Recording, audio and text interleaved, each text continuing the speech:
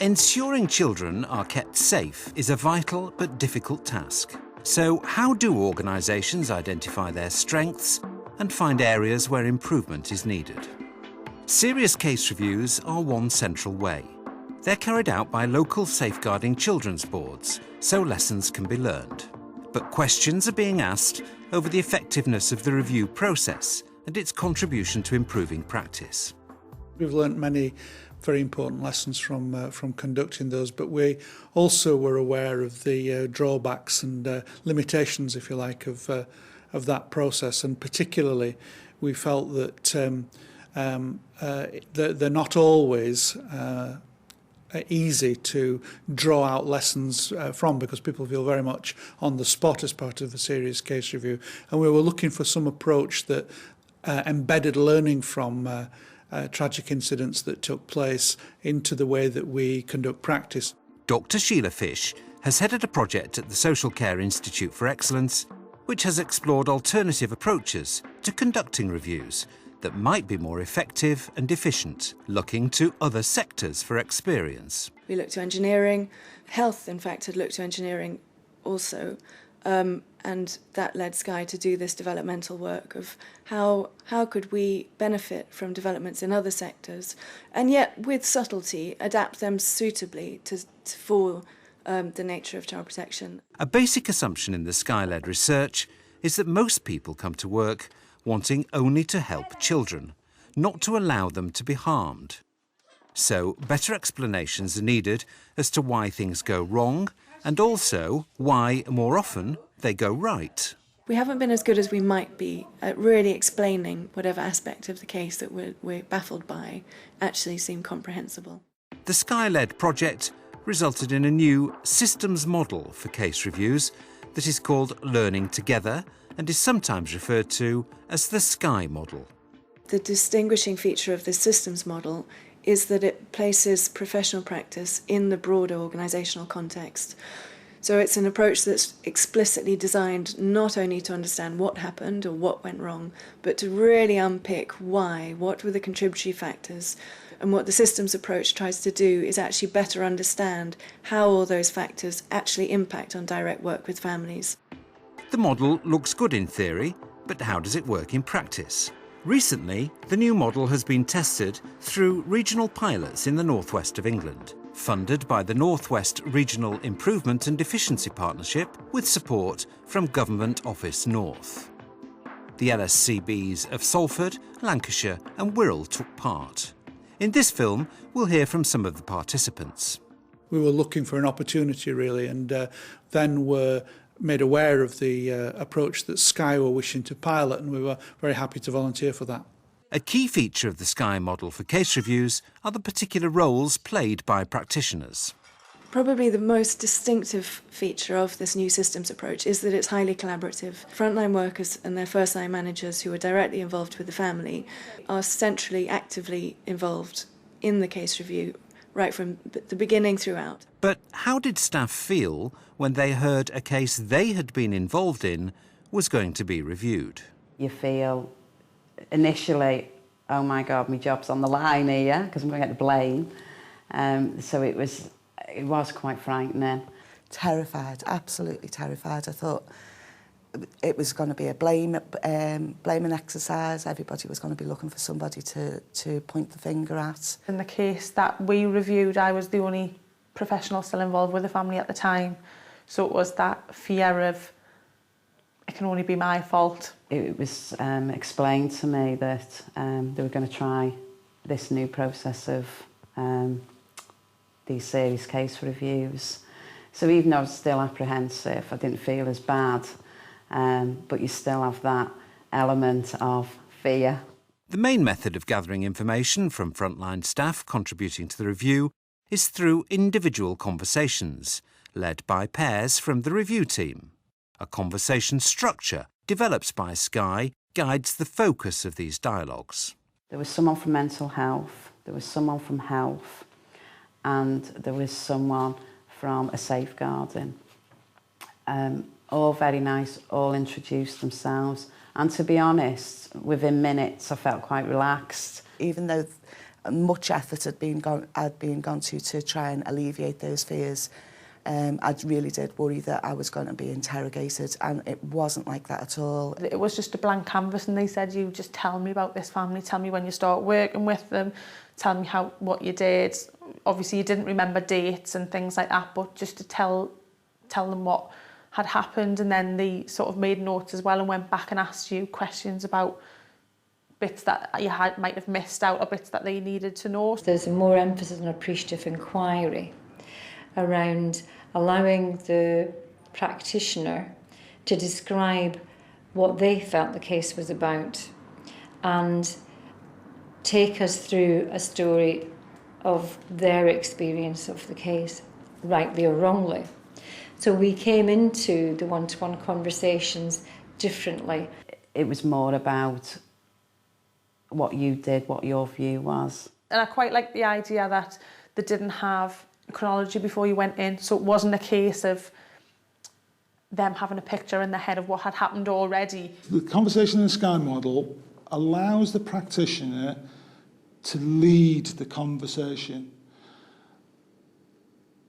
And that for me was really interesting and actually a really positive aspect of the process. In the SCIE model, both input from staff through these individual conversations and the formal documentation of agencies are considered key sources of data, whichever is accessed first. In the pilots, reviewers were encouraged to hold the conversations first before looking at the files. We couldn't understand how we were going to go into this conversation with what we had considered to be virtually no information, because we were told all we needed to have was the very basic detail of the case, so just a basic framework. I initially didn't like not having a chronology and not having a grip of some of what is considered to be the facts. So I came into the interview feeling a bit disconcerted because I didn't know what I was going to find. It was very important to have a structure, else you tend to just drift off and ask questions that are potentially not relevant or go down a path that's not relevant. In terms of the review group who lead on serious case reviews, I think they were eventually sold on the idea that it's actually best to do an interview without having the chronology and without drilling down into the files, because then you haven't got hindsight biased all the time, which you do have currently. I've learned that in my practice, the issues of undertaking interviews can very often allow you to miss information because you've got a preconceived idea of what the issues are and where the problem lay, or what the problem was within this case.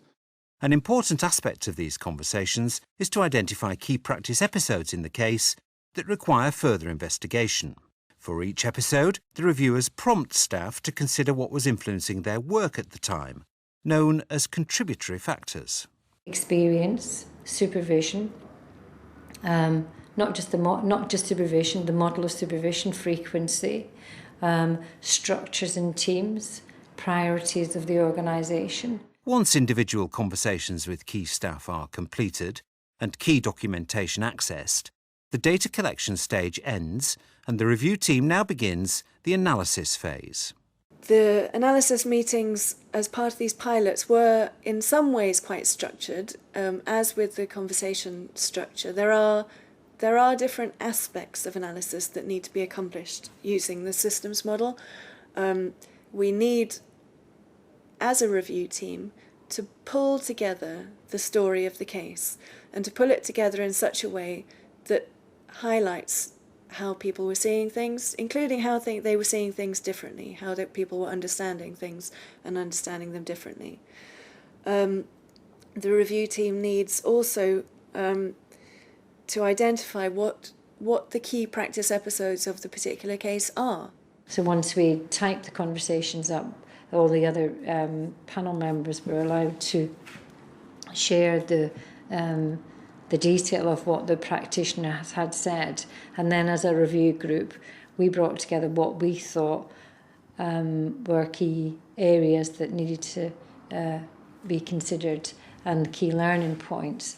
The advantages of being involved in all the conversations would be that you would build up that picture as you went from conversation to conversation. It does allow you to kind of flush out some of these nuances that are not easily identifiable in the Ofsted current framework. I felt that the research team brought that research rigour that we are not used to on a regular basis. I mean, we are essentially either operational managers, strategic managers, and that ability to stand back and think, reflect, but also not just about stand back, thinking, reflecting, but also about using a framework for analysis, using a tools, using the framework that SCIE had given us.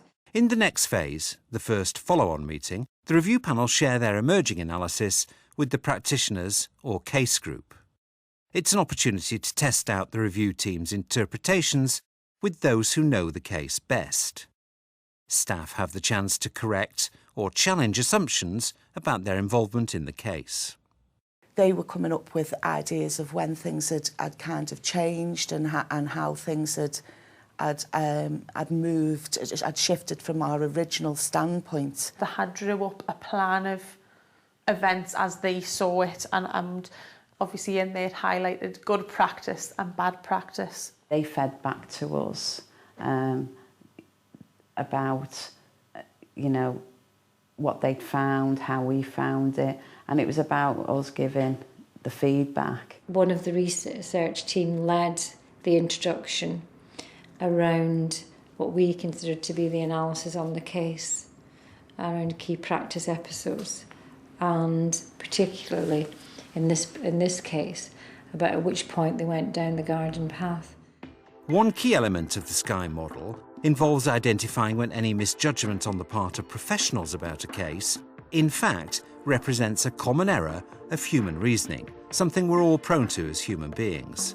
The garden path syndrome is the name of one such weakness in our human cognition. We talked about a garden path syndrome and kind of things changing and us moving off onto a different tangent, and I'd never considered that before. And that highlighted some practice issues for me because I did lose sight.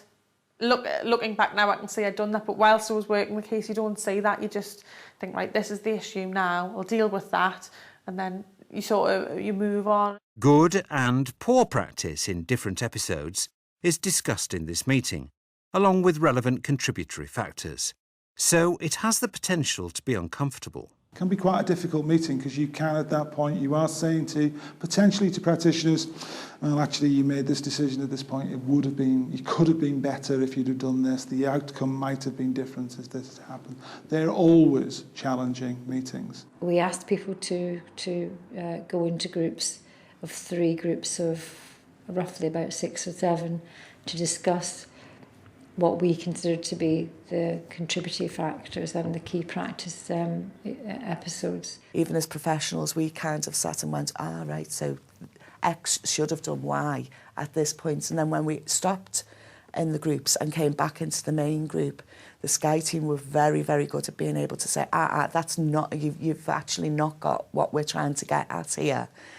Read it again, think about it again, and we're not looking for anybody to blame. We're looking at key practice points which could have been developed and could have maybe had an impact on things.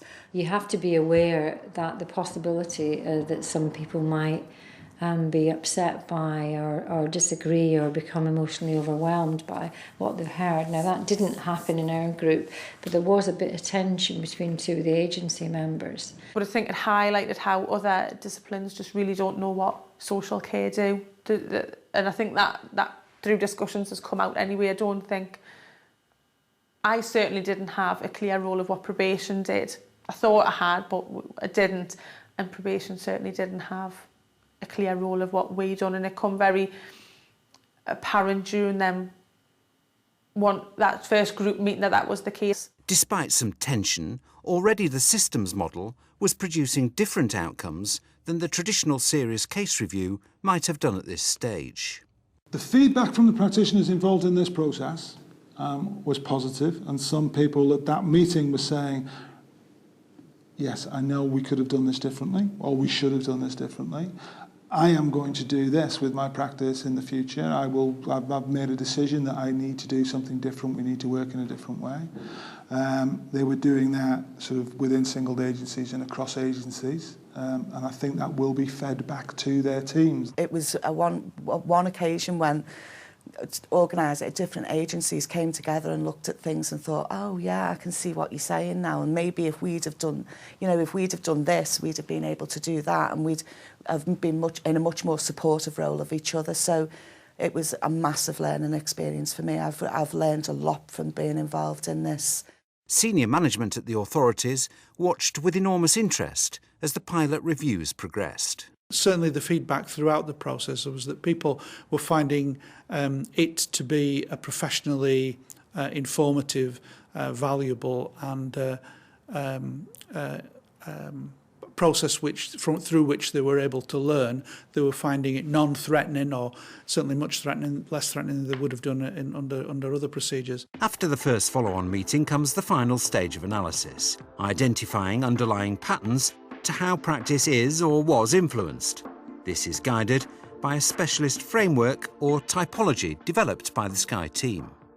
The second part of the analysis focuses explicitly on moving from the case-specific details of the key practice episodes, so really the kind of very detailed analysis of what went on in the case, to an explicit step that takes you to a deeper level of analysis. From all the very minute case-specific detail, actually what are the underlying patterns of systemic influence? In systems thinking, we say that the surface detail of a case might look very different in different cases, the surface detail of practice, but actually it's the underlying influences on professional practice that we need to identify, particularly those that are inadvertently having a negative influence on the quality of practice. So in the systems model, we've got an explicit step of moving from the very detailed case-specific to a deeper level of underlying patterns that emerge in this particular case, but actually impact on many more cases than this particular one. It was a lot more focused on the learning rather than focused on what happened and sort of why it happened. And it was more about the learning outcomes and looking at what practitioners thought could be put in to stop that happening again. This final step in the analysis is shared with the case group in a second follow-on meeting. That's an easier meeting in a sense because they already know what's going to be in it. But again, it's about being able to say the end result, having the opportunity to sit down and read it, go through it with your colleagues and your peers. The review team then take away the further input that has been gained through that discussion meeting and put together the final report. And that final report, again, is shared with all of the members of the case group so they can do a final check on accuracy before it's then signed off. Has the new systems model been effective in the 3 sites involved? Crucially, would practice change in the future as a result of the review? It's definitely changed my practice, definitely. One particular case, the garden path syndrome was definitely there, and it wasn't until it's pointed out that you come back and look. Prior to this involvement in this case, we would have had, for instance, if there was a case where there was some child concern, some issue with regard to the welfare of a child, you had a form to fill in, you faxed that form off, end of your involvement, unless you heard from social care that there was some involvement with the family, at which case you would start to get more involved. But once that fax had been sent, you had ticked the box and fulfilled your role. Since this involvement in this case, I would never, ever just leave that at a fax. I've always followed it up with a phone call, and I've kept on going until I've got an answer to the question. Now, through this meetings, I know what probation do, I know what they're responsible for, which gives us a better position because now we know what we expect from them, and it's vice versa. And I think it's just give you a better understanding of other people's roles and what the roles are rather than what you perceive their roles to be. But there was things that I came across that I thought I knew and then had to rethink, which was helpful. Now the pilots are complete, what do those who took part think are the strengths and weaknesses of the systems model?